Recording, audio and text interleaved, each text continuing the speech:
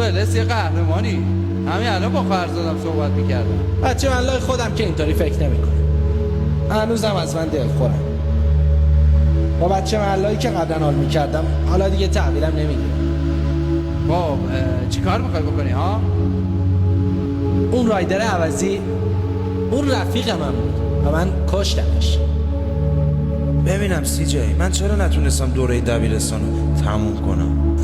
به خاطر اینکه از نوجوانی داشتیم مواد میفروختیم. نه این نیست. به خاطر اینکه سر اون معلمه گذاشتیم. فقط نمیتونم از یادم ببرم مادر، سویت، سموک.